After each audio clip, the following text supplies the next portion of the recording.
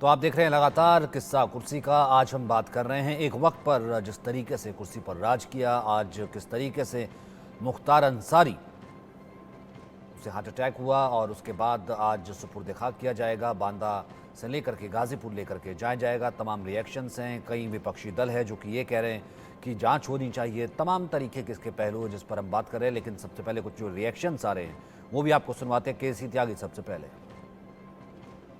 अंसारी की मौत पर सियासत तेज हो गई है। इस पर हमारे साथ बातचीत करने के लिए जेडीयू के वरिष्ठ नेता केसी त्यागी हैं। सर, कई सवाल खड़े हो रहे हैं, अलग अलग पार्टियों ने सवाल खड़े किए हैं कि अब जो मौत हुई है, पहले ही जहर देने के लेकर के वो कंप्लेन किए थे और अब इनकी मौत जो है इसे सर्वोच्च न्यायालय से जांच होनी चाहिए। देखिए, मुख्तार अंसारी का जो अतीत है वो दुर्घटनाओं से, हत्याओं से, षड्यंत्रों से भरा हुआ है। उन पर गाजीपुर के भाजपा विधायक कृष्णानंद राय की हत्या का आरोप है जो सिद्ध हो चुका है। उन पर कांग्रेस कमेटी के अध्यक्ष अजय राय जो वर्तमान में है, उनके भाई की हत्या का आरोप है जो तय हो चुका है। और इसी प्रकार से कई दर्जन मामलों में वो वांटेड हैं, अभियुक्त हैं और पुलिस की गिरफ्त में हैं और सजा याफ्ता हैं।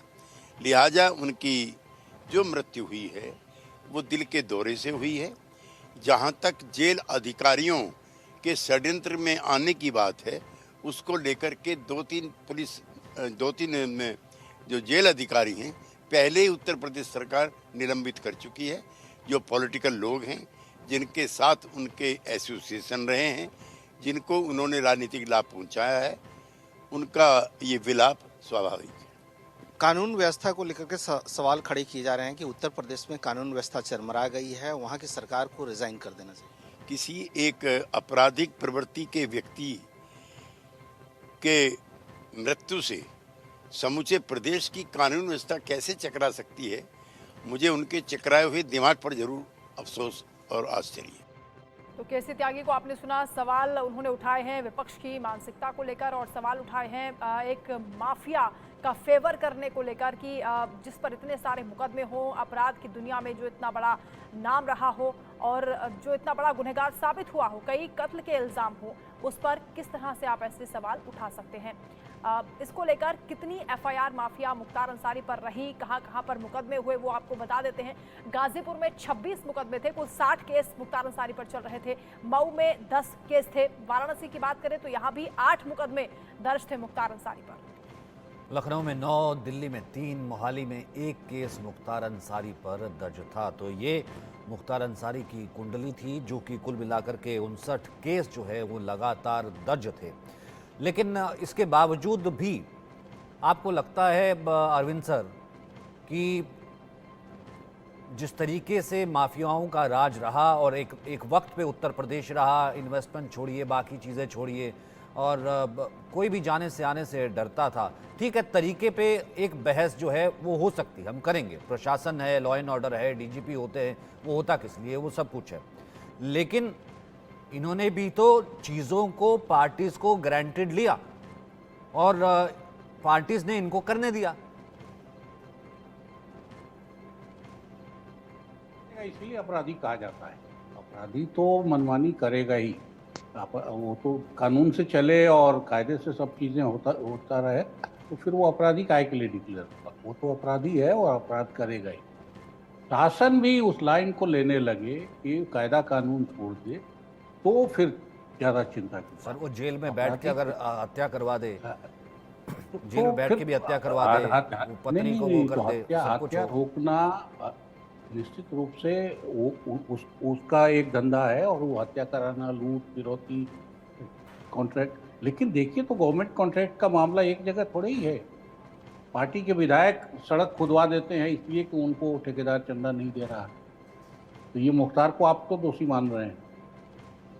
अभी इसी जगह हुआ है ना कि पार्टी के विधायक ने बुलडोजर लगा के वो खुदवा दिया सड़क सारी कि उसने, ठेकेदार ने पार्टी को चंदा नहीं दिया। यही तो मुख्तार करता था। इसी किस्म से पैसा वसूली, जब फैक्ट्री चलेगी नहीं और उत्पादन होगा नहीं और इन्वेस्टमेंट आएगा नहीं, तो इसी किस्म के प्रोजेक्ट जो आएंगे उनसे वो कमाई करते हैं ये सारे अपराधी, छोटे क्रिमिनल, इवन नक्सली ग्रुप भी यही कमाई करते हैं। उस इलाके में जो भी प्रोजेक्ट चलते हैं उनसे उनकी वसूली होती है, आम लोगों से तो वसूली कर नहीं सकते। तो इसलिए ये रोकना काम है सरकार का, और शासन इसके बना है कि ऐसी चीज़ें न हो और इसमें फेयर ट्रायल हो। ये सिर्फ मेरा ये कहना है कि सिर्फ ये कहना कि ये नहीं रोकना चाहिए या फेयर रोकना ट्रायल की बात आप कर रहे हैं, यही बात मुख्तार अंसारी के समर्थक भी कर रहे हैं, जो बड़ी संख्या में आज पहुंच गए हैं मुख्तार अंसारी के घर। और क्योंकि ये कहा जा रहा है कि शाम तक सुपुर्द खाक किया जाएगा। राजीव हमारे साथ सहयोगी जुड़े हुए हैं, ग्राउंड जीरो पर इस वक्त मौजूद हैं। राजीव, आप बताइएगा आप इस वक्त कहाँ पर हैं, और साथ ही बताइए कि कितनी देर में यहाँ पर शव को लाया जाएगा, किस तरह की हलचल चल रही है। और राजीव, इसी के साथ ऐड करते हुए थोड़ा सा पूरा हाल पीछे से बताइए, ज़रा दिखाइए, क्योंकि मुख्तार अंसारी किसी के लिए रॉबिन हुड और किसी के लिए इतना बड़ा डॉन है, तो असल में बहुत बड़ा अपराधी जो गया है। सही कह रहे हैं सचिन, आप एकदम सही बात कह रहे हैं। जो असली चेहरा है वो उसका वही बयान करता है, लेकिन इसके पीछे सालों पहले इस गाजीपुर और आसपास की जो पृष्ठभूमि है, जहाँ पर युवाओं के लिए रोजगार नहीं था और वहाँ पर उनको फिर ना चाहते हुए भी ऐसे छत्रपों की शरण में जाना पड़ा। कोई मुख्तार के शरण में चला गया तो कोई दूसरों की शरण में चला गया, वो सब कुछ चलता रहा। लेकिन मैं इस वक्त यूसुफपुर बाज़ार में हूँ, वंदना, और यूसुफपुर बाज़ार ये वो जगह है जो कि मुख्तार अंसारी के घर से ठीक सटा हुआ इलाका है। और यहाँ पर जो सवाल सचिन पूछ रहे थे, जो सवाल जिस पर चर्चा हो रही थी, ये पूरा बाजार आज बंद है। दूर तक देखिए आपको ये बाजार बंद दिखाई पड़ेगा, हालांकि बाजार की बंदी का दिन नहीं है। मुख्तार अंसारी के मौत के बाद यहाँ के जो लोग हैं, सभी दुकानदार, उन्होंने इन दुकानों को बंद रखा है। अब इसके पीछे कई वजह हो सकती हैं, कई चीज़ें हो सकती हैं। या तो ये हो सकता है कि मुख्तार अंसारी को जिस तरीके से लोग कह रहे थे मसीहा है, बच्चों की शादी कराता है, उनको तमाम तरह की आर्थिक मदद देता है, कहीं बहुत ये नैतिक चीज़ें जो यहाँ के समाज के दिमाग में हावी होती हैं उसके चलते बंद है। या फिर कहीं ये कि इतने बड़े फैमिली से पंगा कौन ले, इतनी बड़ी फैमिली से उलझे कौन, ये भी चीज़ हो सकती है। लेकिन 8 घंटे का वक्त लगता है बांदा से यहाँ तक आने में, 8 घंटे, जो आज की आधुनिक भाषा में हम कहें कि गूगल बताता है। तो अब जाहिर सी बात है कि 8 घंटे का वक्त है। अगर अभी डेड बॉडी हैंड ओवर नहीं हुई है तो अब 8 घंटे सोच लीजिए। उसके बाद 2 से ढाई घंटे का वक्त है। जो डेड बॉडी आई उसका चेहरा दिखाया जाना है, क्योंकि कई सालों से जेल में था मुख्तार अंसारी। फिर गुस्ल कराने की प्रक्रिया होती है, फिर उसके बाद नमाज जनाजा है और सुपुर्दे खाक करना, सब में इतना वक्त लग जाता है। तो नॉर्मल तरीके से है या रसूख है, वो ये बाजार बता रहा है, बंद दुकानें बता रही हैं। राजीव, कुछ लोगों से आप बातचीत कर रहे थे, मैंने देखा, तब उनका ये कहना था बड़ा दुखद हुआ ये जो भी हुआ, और साजिश की भी उन्होंने बात कही। अंदर खाने और भी बहुत से लोगों से आपने बात की होगी, यहाँ के बाशिंदों की सोच क्या है मुख्तार अंसारी को लेकर? जो सोच कैमरे पर झलक के आई, मैं आपको सीधे स्पष्ट तौर पर कहना चाहूँगा, जो आसपास रहते हैं वो प्रभावित हैं या दबाव में हैं, अंदर तक हम जा नहीं सकते। लेकिन ज़्यादातर का यही था कि एक वही जो एक शब्द निकल कर आता है रॉबिन हुड, वैसी कुछ इमेज यहाँ पर बनाई हुई थी। वो कहते हैं ना कि घर के बाहर बदनाम है और घर में अगर आपका सिक्का चलता है, आपको बेहतर तरीके से देखा जाता है, तो बाहर वालों के आरोप कुछ असर नहीं करते। कुछ वही चीज़ यहाँ पर भी है कि मुख्तार अंसारी का ये घर है, ये उसका इलाका है, और यहाँ पर लोग उसके ऊपर यकीन करते हैं। और वो यकीन इस रूप में निकल कर आता है कि वो मसीहा है, क्योंकि आगे बढ़ के मदद भी करता रहता था, जो यहाँ के लोगों का कहना है। और शायद ये बाज़ार उसी की कहानी कहता है। पीछे पुलिस दिख जाएगी, इस तरफ पुलिस दिख जाएगी, लेकिन लोग अपनी दुकान आज नहीं खोले हुए हैं। अब कब तक मुख्तार की डेड बॉडी यहाँ पहुँचती है ये भी देखना होगा। 3 बजे का वक्त हो गया है, 8 घंटे का समय मिलाया जाए तो रात में 12-1 बजे तक ये अंतिम प्रक्रिया होती दिखती है। लेकिन अगर और लेट हो जाता है तो वंदना, सचिन, और देर हो सकती है। बिल्कुल राजीव, अफशान अंसारी को लेकर क्या खबरें आ रही हैं? क्योंकि ये भी कहा जा रहा है कि जनाजे में शामिल होने के लिए वो यहाँ पहुँच सकती है, हालांकि साल भर से फरार है। देखिए, वो सारे सवाल यहाँ पर मौजूद मीडिया भी इस वक्त तलाश रहा है उनके जवाब, और मीडिया ही नहीं तलाश रहा है। क्योंकि अब मैं एक बाज़ार में आया हूँ कि आपको एक अलग लोकेशन दिखानी थी। इससे पहले घर पे था, उसके बाद कब्रिस्तान में था।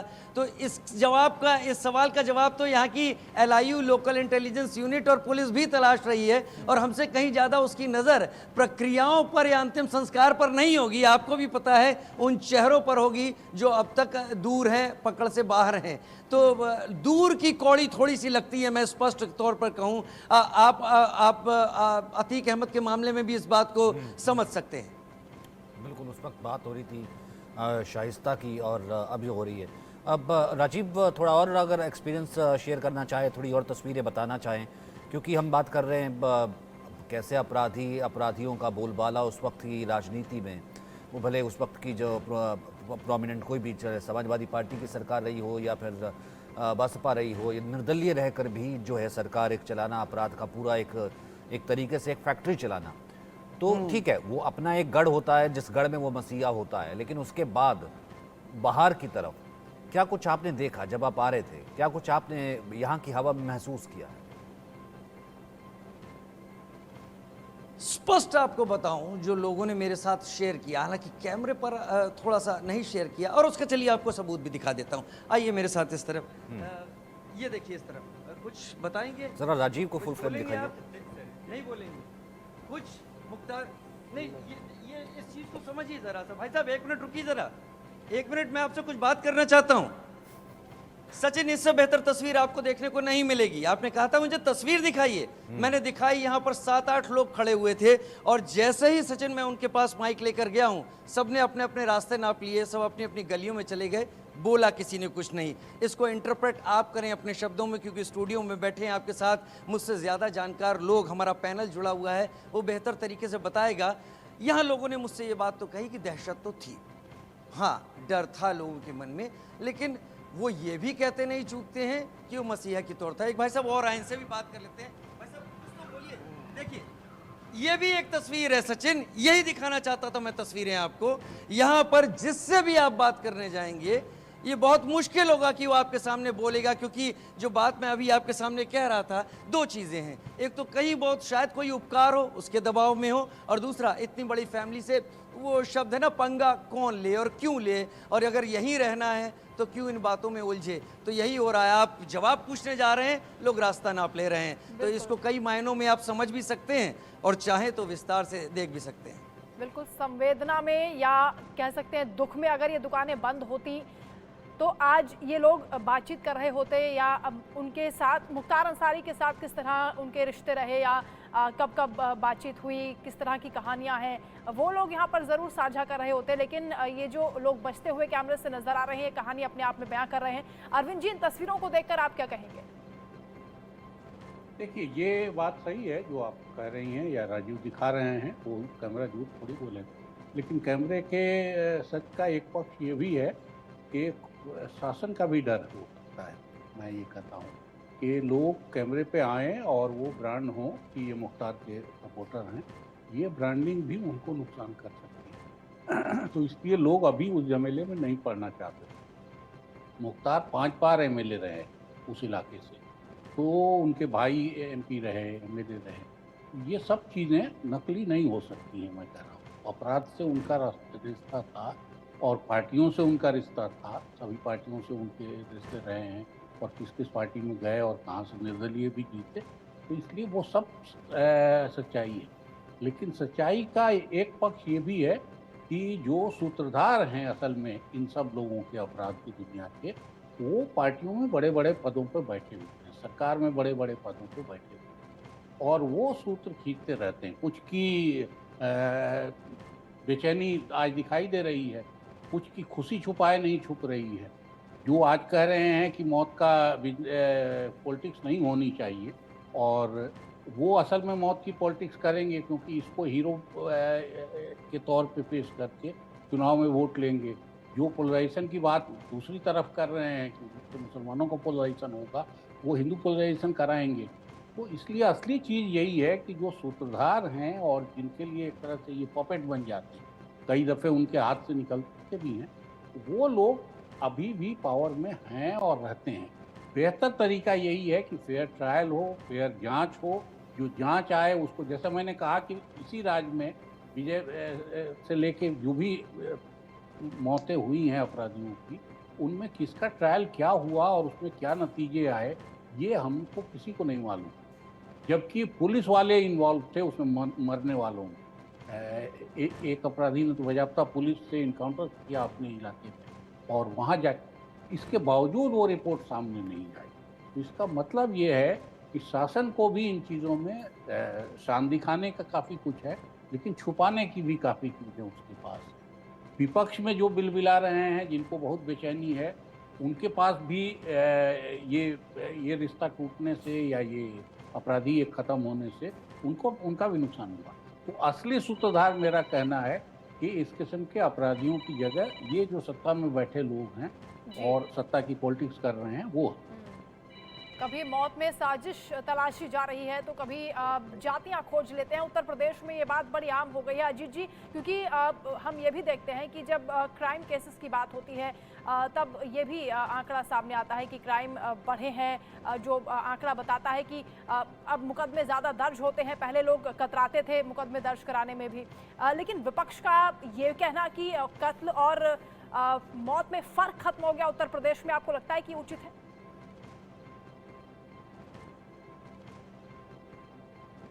अजीत जी, आवाज़ उन तक अभी पहुंची नहीं है, लगता है। अब परमवीर जी से एक कमेंट ले लेते हैं, उनका एक भी कमेंट नहीं हुआ है। परमवीर जी, आवाज़ आ रही है आपको? जो वंदना ने पूछा। देखिए वंदना जी, अभी आपने दिखाया ग्राउंड जीरो से राजीव जी अपनी रिपोर्टिंग कर रहे थे, तो मैं उसमें मैंने बहुत सारे वीडियोस देखे आ चुका। मुख्तार अंसारी के परिवार से जुड़े, बिल्कुल उसके brother Afzal Ansari on record, उसका यूट्यूब के ऊपर बड़ा इंटरव्यू है पौने घंटे का। तो उसमें वो क्लेम करते हैं कि वो लोग उधर इलाके के जमींदार रहे हैं, आज से नहीं, बहुत कई, अगर आप कहें कम से कम 100 साल पहले से अंग्रेजों के टाइम से वो जमींदार रहे थे। तो जमींदारी जो सिस्टम होता है ना, उन लोगों का अगर अंग्रेजों के टाइम से, तो उससे पहले भी एक रसूख होता है ऊपर इंडिया में। वो दबंग, जिसे यूपी की भाषा में बाहुबली कहते हैं, वो प्रवृत्ति के लोग रहे हैं और उनका रसूख, और वो बहुत पैसे वाले लोग से देखी है बात कि वो क्राइम की क्रिमिनल की दुनिया में, क्राइम की दुनिया, अपराध की दुनिया में किसी मजबूरी से नहीं आए थे। वो इसी बाहुबल को बढ़ाने के लिए आए और बाहुबल इतना बड़ा एक टाइम पर आकर के लखनऊ जेल में तालाब खुदवा दिया गया था मछली पालने के लिए, कि जो मछली में अच्छी रखती थी पानी। बैडमिंटन के लिए कोर्ट बनवा देते थे लोग। पंजाब के अंदर इतना लंबा समय कर आए हैं, वो बोगस केस की बात कर रहे थे। बहुत सारी बात मैंने सुना है कि बोगस केस था, तो उसकी वजह से वो पंजाब के अंदर रहकर आए। और यहाँ पर हमें देखना होगा क्राइम की इंटेंसिटी जो उनके साथ जुड़ी भी है ना। जब यूपी पुलिस के पास ऐसे अत्याधुनिक हथियार नहीं होते थे, तब मुख्तार अंसारी के लोगों के पास ऐसे हथियार होते थे जिनको देखकर पुलिस भी हैरान हो जाती थी कि इन हथियारों का कैसे हम लोग सामना कर सकते हैं। तो एक बहुत बड़ा, कांग्रेस के राजीव गांधी जी ने कहा था कि जब बहुत बड़ा पेड़ बरगद का गिरता है तो आसपास की धरती हिलती, तो आज भी वैसा ही हुआ है कि आसपास की धरती हिल रही है। लेकिन इसमें शक करने की कोई बात नहीं है। देखिए 60s की एज में थे और बीमारी से लगातार कहते आ रहे थे, पीछे से इलाज चल रहा था, जेल में रहते थे। कोई उसका जेल से छुड़ाना आता था, लगभग 20 साल हो गए थे जेल में रहते हुए। तो इसमें अगर इतना बड़ा व्यक्ति जब कोई कुछ ऐसा होता है तो स्वाभाविक है कि उसके ऊपर बातें उठेंगी, लेकिन बातों पे कितना दम है इसके पीछे नहीं जाना चाहिए। हमने कोरोना टाइम में शहाबुद्दीन, ऐसे ही इनके इक्वलेंट थे बिहार में, वो उनकी कोरोना काल में कोरोना की वजह से मृत्यु हो गई, वहां पर ऐसी बातें नहीं होती। तो पॉलिटिसाइज करने के लिए, और देखिए मुख्तार के मुझे लगता है कि उसके जीवन के साथ में जुड़ी हुई। चलो मैं वो तस्वीरें एक बार फिर से दिखा देता हूँ। इस वक्त गाजीपुर राजीव लगातार जुड़े हुए हैं। आप सबने तारीफ की राजीव जिस तरह की रिपोर्टिंग कर रहे हैं, जो तस्वीरें दिखा रहे हैं, जो खौफ दिखा रहे हैं, जो सन्नाटा दिखा रहे हैं, कुछ जो संवेदना दिखा रहे हैं और जो शायद डर भी दिखा रहे हैं। जाहिर सी बात है अपना अलग अलग पहलू है उस चीज़ का। Rajiv, over to you. जी हाँ सचिन, एक तस्वीर जो होती है 1000 शब्दों के बराबर होती है। मैं आगे चलता हूँ, इस मार्केट में आपको दिखाता हूँ। और इस मार्केट की कहानी ये है कि यूसुफ बाज़ार कहलाता है। यूसुफ जो चौक है, यूसुफ चौक जो फाटक है, वहाँ पर घर है और ये बाज़ार पूरी तरीके से बंद है। ये बाज़ार आप देख लीजिए यहाँ पर। हालांकि इस बाज़ार में जगह जगह राम मंदिर प्राण प्रतिष्ठा के दौरान के झंडे भी आपको लगे हुए दिखाई पड़ेंगे अगर आप वो झंडे देखें। लेकिन ये बाज़ार बंद किया गया है इस बात पर कि मुख्तार अंसारी के निधन के चलते, उसकी मौत के चलते यहाँ बंद किया गया है। लोग बात करते हैं कि नहीं करते हैं, एक बार और ट्राई करते हैं। नमस्कार, आपका नाम क्या है? गजानन जी। गजानन जी, मुख्तार की मौत हो गई, आपको पता चला तो फिर क्या समझ में आया? हमको तो कुछ जानकारी ही नहीं है। इन्हें कुछ जानकारी ही नहीं है। अब और क्या मैं बोलूं इस जगह, मैं आपको ये जगह दिखाता चला जाता हूं। इस तरफ ये पूरा बाज़ार है। इस बाज़ार में इस वक्त आम दिनों पर यहाँ पर लोगों की भीड़ होती थी, लेकिन अभी यहाँ पर आप ये चौराहे पर मैं आ गया हूँ। इस तरफ भी आपको पूरा बाजार खाली दिखाई पड़ेगा। मुख्तार के समर्थन में है, मुख्तार के इस दुनिया से अलविदा होने को लेकर लोगों का गम है जो यहाँ दिख रहा है, ये आप लोग इंटरप्रेट करें। इस तरफ भी ये बाज़ार खाली है, इस तरफ भी अगर हम देखें तो इस तरफ भी ये बाज़ार खाली है, कस्टमर कहीं दिख नहीं रहे। इस तरफ भी अगर मेरा कैमरा आके आपको दिखा दे तो यहाँ भी खाली ही बाज़ार है पूरी तरीके से। पुलिस की ज़रूर मौजूदगी यहाँ पर चौराहों पर दिखाई पड़ रही है। ये तस्वीरें मैं आपको दिखा रहा हूँ और इसको समझना और इन तस्वीरों की व्याख्या करना मेरे लिए थोड़ा सा ज़्यादा होगा, क्योंकि तस्वीरें बहुत कुछ कहती हैं। आपका नाम क्या है? मोहम्मद हसन। जी, मोहम्मद हसन। मोहम्मद हसन। मुख्तार की मौत के बाद आपको खबर मिली तो क्या आपने सोचा, पहले क्या आया दिल में? कैसे उनकी मौत हुई आती है? कल उनकी मौत हुई है ना, आप कुछ बोलेंगे? नहीं, हम तो कुछ भी नहीं। यहीं के रहने वाले हैं ना? हाँ, यहीं के हैं। फिर भी कुछ भी अगर दिल में? कुछ नहीं। बाजार बंद है, लोगों के मुंह में शब्द हैं, बातें बहुत हैं, लेकिन वो शब्द होंठों से बाहर नहीं निकल पा रहे। आप कुछ बोलेंगे हमारे साथ? मुख्तार की मौत हो गई है जी, हो गई है। चलिए, तो सचिन, वंदना, आपको ये तस्वीरें मैं एक्सटेम्पोर दिखा रहा हूँ। ये तस्वीरें जो चलती जा रही हैं, यूं ही चलती जा रही हैं, लोगों के सामने आ रहा हूँ, उस माइक लगा रहा हूँ, और यहाँ पर एक चीज़ समझ में आ जाती है कि एक वो बात होती है जहाँ पर ये आता है कि हमारा नेता कैसा, और दूसरी तरफ वो बात होती है जहाँ पर खौफ या डर होता है, कहीं बहुत होता है, वो शायद अभी भी कहीं बहुत बना रहता है, दिखाई पड़ता है। थोड़ा वो भी बता दीजिएगा। ठीक है, मुझे लगता नहीं कि बात करेंगे बहुत ज़्यादा लोग, राजीव। अच्छा, थोड़ा वो भी बता दीजिएगा, आप गए थे कब्रिस्तान जहाँ सुपुर्द खाक किया जाना है, वहाँ की क्या तैयारी? घर गए थे, एक बड़ा फैमिली ट्री है, अफशा जो है जैसे वो फरार है, अब पता नहीं, आपने कहा कि वो लोकल इंटेलिजेंस वाली बात है, अब्बास अंसारी कासगंज जेल, तो तमाम चीज़ें हैं, एक बड़ा फैमिली ट्री है, और वो आपराधिक एक जिसे कहते हैं एक लेगेसी भी है। कहाँ कहाँ आप गए और क्या क्या देखा है? सबसे पहले तो मैं घर पहुंचा था, अफजाल अंसारी के घर पहुंचा था, और अफजाल अंसारी के घर सुबह 6:30 और 6 और 6:30 के बीच से ही लोगों का आना वहां पर शुरू हो गया था। एक बड़ी तादाद थी वहां पर, जो लोग वहां पर मौजूद थे, जो इस परिवार का इतिहास है उसके बारे में भी बात कर रहे थे। हम सबको पता है हामिद अंसारी पूर्व उपराष्ट्रपति मुख्तार के चाचा लगते हैं, उनके पिता सुभानुल्लाह अंसारी क्रिकेट के भी अच्छे खिलाड़ी थे, नगर निगम के चेयरमैन रहे हैं, उनके नाना, उन्होंने देश के लिए शहादत दी है, उस्मान जिनका नाम था, उन्होंने 1947 में कबायलियों के हमले में पुंछ के पास नौशेरा में उन्होंने शहादत दी थी और महावीर चक्र से सम्मानित किया गया था। और इनके दादा जो कि 1925-26 में भारतीय राष्ट्रीय कांग्रेस के जी कांग्रेस के अध्यक्ष, वही बात मैं कह रहा था, वो कांग्रेस के अध्यक्ष रह चुके थे। तो इस परिवार के बारे में एक रसूख है, इस परिवार की गाजीपुर, मोहम्मदपुर, यहाँ मोहम्मदाबाद और इस जगह एक इस हैसियत है इस परिवार की, जहाँ अफजाल अंसारी फिलहाल सांसद बने हुए हैं यहाँ पर। लेकिन उसी में जब हम कब्रिस्तान का रुख करते हैं तो कब्रिस्तान में सारी तैयारियाँ चल रही हैं। पुलिस कहीं ज़्यादा है आज के दिन, हर नुक्कड़ चौराहे पर पुलिस है। एंटिसिपेशन जो होता है, जैसी खबरें चल रही हैं उसको देखते हुए पुलिस की मौजूदगी है। कालीबाग कब्रिस्तान में इस वक्त कब्र खोदी जा चुकी है, 7.5 फीट लंबी कब्र है, 5 फीट चौड़ी और 5 फीट गहरी कब्र है। अब जब भी आएगा इस पार्थिव शरीर, उसके बाद गुस्ल की प्रक्रिया है, उसके बाद चेहरा दिखाना है, और उसके बाद और सारी चीज़ें, फिर उसके बाद सुपुर्दे खाक और नमाज जनाजा, इस सब में 2-2.5 घंटे का वक्त लगेगा। तो उसकी तैयारियां हो रही हैं, पुलिस ये तय कर रही कि कहाँ से लोग आएंगे और किधर से लोग निकल कर जाएंगे। पुश्तैनी कब्रिस्तान है मुख्तार अंसारी के परिवार का, करीब 20 कब्रें वहाँ हैं पहले से, और इतना बड़ा कब्रिस्तान है कि एक बहुत बड़ा इलाका है, और वहाँ पर आम, अमरूद, नीम और इसके साथ लीची और जामुन, इस सब के खूब पेड़ भी लगे हुए हैं।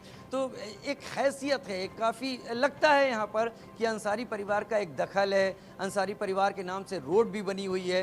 तो मोहम्मदाबाद में, गाजीपुर में आप आएँ और आपको अंसारी परिवार का असर ना दिखे, वो कम है। बिल्कुल, वो धाक उन तस्वीरों में भी नजर आती है जो आपने अभी दिखाई राजीव, क्योंकि जब सुपुर्द खाक किया जाएगा तब मुख्तार अंसारी के बहुत से समर्थक और क्योंकि एक अपराध की दुनिया का बड़ा चेहरा खामोश हो गया है, तो वो तस्वीरें भी दिखाना लाजमी है। आप नज़र बनाकर रखिएगा। फिलहाल बहुत शुक्रिया तमाम बातचीत के लिए, और चर्चा हम इस पर आगे भी करेंगे और महागठबंधन को लेकर भी करेंगे, जिस तरह से सीटों का फॉर्मूला तय हो रहा है। फिलहाल यहाँ पर एक छोटे से ब्रेक के लिए जल्द हाजिर।